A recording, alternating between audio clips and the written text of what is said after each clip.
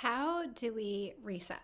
How do we find ourselves, become aware that we're in a moment where we are about to use a poor coping mechanism, take a pause, and then use a good coping mechanism? And how can herbs help with that?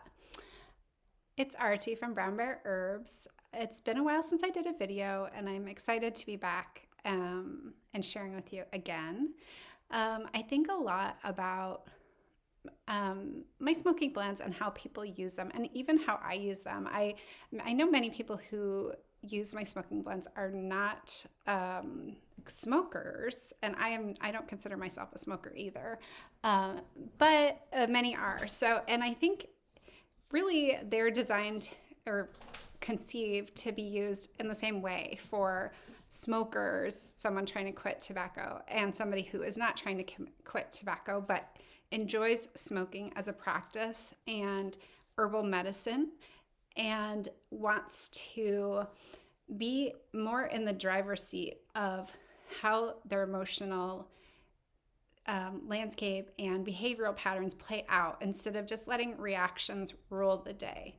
So how does that decision-making reset process start? Well, the first thing that you do is you have to have that moment of awareness. And that moment of awareness might come, and that's a sign that you are in a stress position or a reaction position or a habit, which is just going to cause long-term stress and is a reaction. So how does that awareness come about? Well, it may come about as you're like opening up your pack of regular cigarettes, tobacco cigarettes, and you're like, I was going to try to quit today. Or it can be other events in your life, but we'll use that as an example. Or I promised myself I wouldn't smoke tobacco. Okay. So that's one example. One thing that can really help you have more and more awareness and time in between having an emotion and doing your typical reaction, which gives you more time to make better decisions, is meditation. And that's something I've been practicing since really I was a kid, but more seriously since I was 18, daily meditation practice. And it's like, for all of you out there that I feel like you're suffering from like ADHD or any kind of attention damage from our media screen culture, I would recommend meditation. And I think of it as like, you might say like, oh, I can't focus enough to meditate. Well, that's exactly the remedy for your focus is to exercise it. It's kind of like if you're like, oh, I'm too tired to exercise, therefore I'm not going to use exercise as a form of weight loss or something like, or as a form of like health improvement. So don't use the excuse of your attention being challenging to get out of what will heal your mind so that you can be the person who makes the decisions in your life. That is my advice. And a lot, average meditation practice involves like a traditional meditation practice. I'm not talking about like apps and stuff. I'm talking about like where you're like focusing on your breath and a mantra or on a place in your body. For example, a super quick meditation technique would be that you have your eyes closed. You're focusing on your third eye, which is like right between your eyebrows mentally. You follow your breath in through your nose and out through your nose. I'm just going to use that way, no mouth. So you're breathing in. And as you're like following that sensation of the breath coming in, you're saying a mantra like Om. And then you just observe the breath going out. And then you can count like one, like your eyes are closed. Om. 2. And so you would do that for a set amount of time. If you can do it at the same time every day, that's even better. Like you wake up at 6 o'clock normally. Instead, you wake up at 5:45 and you schedule in a 15-minute meditation session, and you just do it every day no matter what. And you see how your life and your mind changes over time. It's amazing. It is definitely not like many things that are of value, it is, it doesn't happen, the results don't happen instantaneously.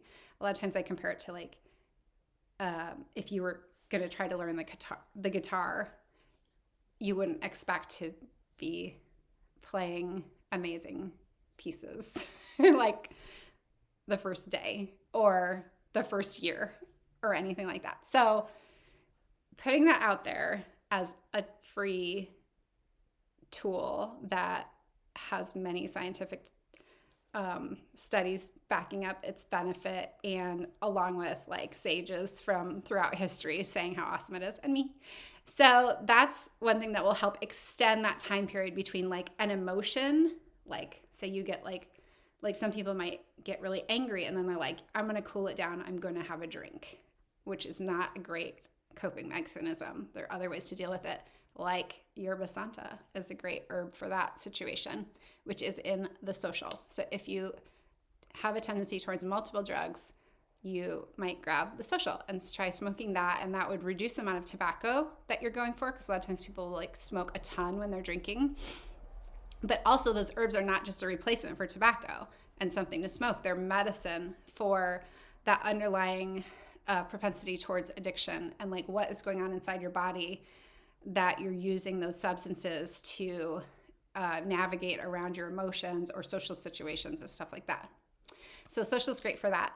And then, but other things, it's like, so you're having this emotion, like what is the emotion? Can you slow down enough to understand what the emotion is? Are you like frustrated at work and you're kind of like, got smoke coming out of your ears and stuff like that, and you're like, now is I can have a smoke break. That's my legal right, is to have that break, and that gives me a little fix and it helps with that feeling. Well, that's Take It Easy Smoking Blend is great for that.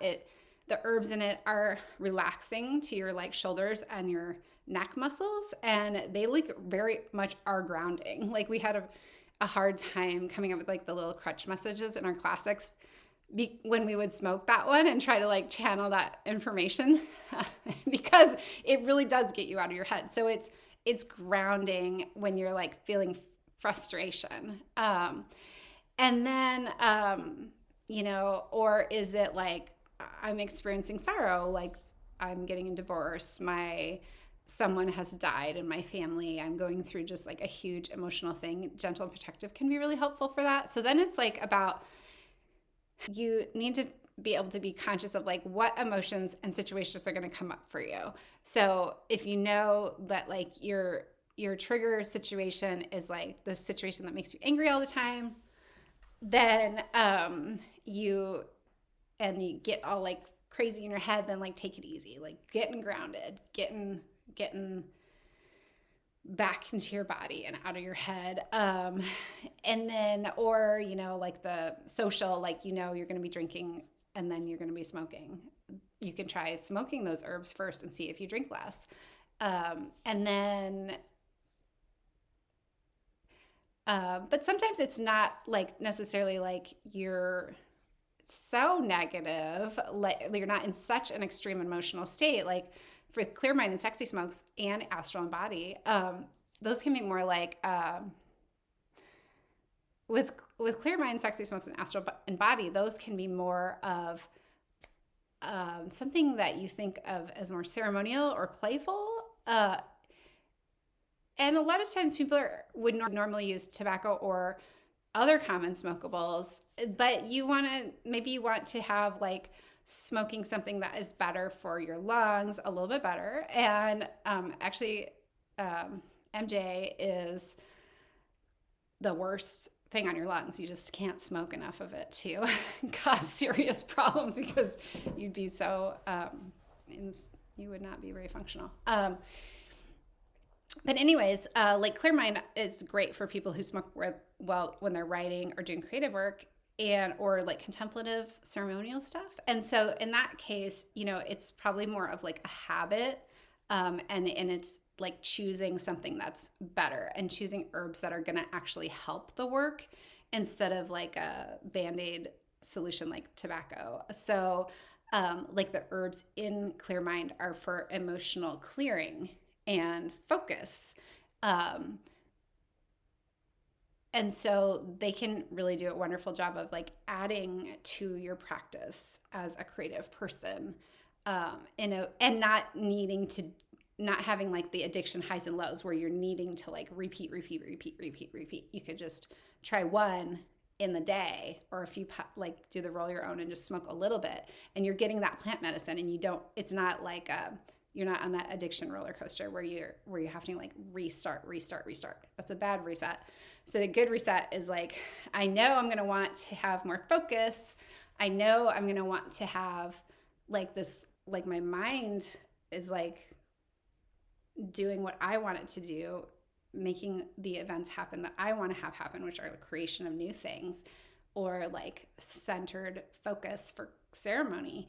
And then the herbs that I'm smoking are not going to put me at risk for addiction, and they are going to support those goals. And sexy smokes, those herbs are good aphrodisiacs, and but also for clearing out negative past experiences. So really, really bringing you into the present moment. So sometimes people use, and this is kind of what I was thinking, is like people use tobacco as a way to like switch from like one mindset of like the week to a mindset of like going out and like that different persona of like sexiness.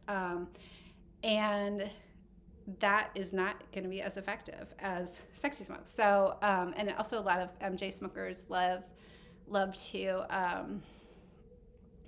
use sexy smokes. And it does kind of has like an overlapping vibe to it for people, depending on who you are. But then it's a question of like, do I want to smoke something that's going to make me less clear mentally and kind of like dissociate from like what I'm experiencing, like, by being high? Or do I want to like become like more in my body and enjoy it more and be fully functioning and present mentally as well? So I encourage diversity in all things, because it's like, what are you, if in our culture we just have this tendency to like, we eat like a handful of foods, like wheat and dairy and certain meats if you're a meat eater, and it's very same, and we all know that it's better to have like a wide variety of things, and same with like our guilty pleasures, like alcohol and smoking things. It's like we are doing like same, like grapes, hops, that kind of stuff. So why not diversify? And then it's like your life becomes more magical, because you're not just going from like an addictive substance that's taking something from you, taking your money and your freedom, and switching to something that's like neutral, not doing anything but like a stand-in for that.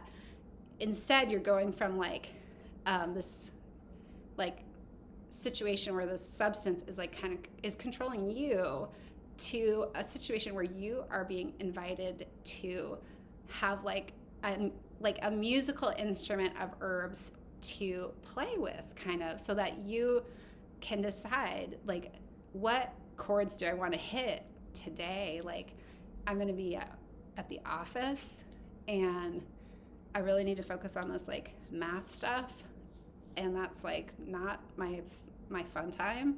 Clear mind.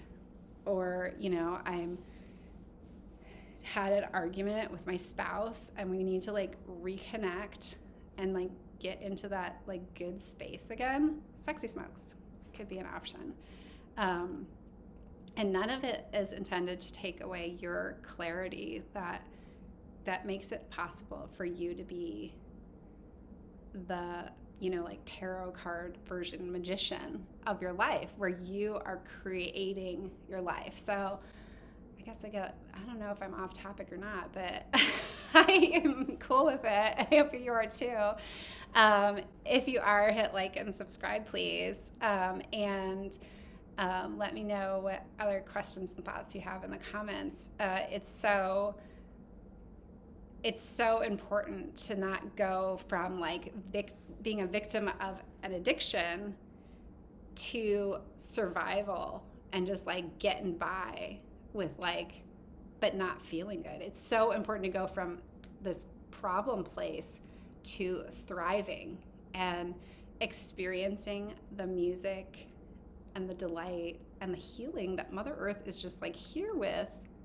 And please, once you realize that this is this amazing thing happening all the time, please give back to Mother Earth so that we can sustain this awesome place that we live. Because you know what? Maybe we'll find another place to live, but will it really be as precious as Mama Earth? You can find my products at brownbearherbs.com, and I hope that you have a great day.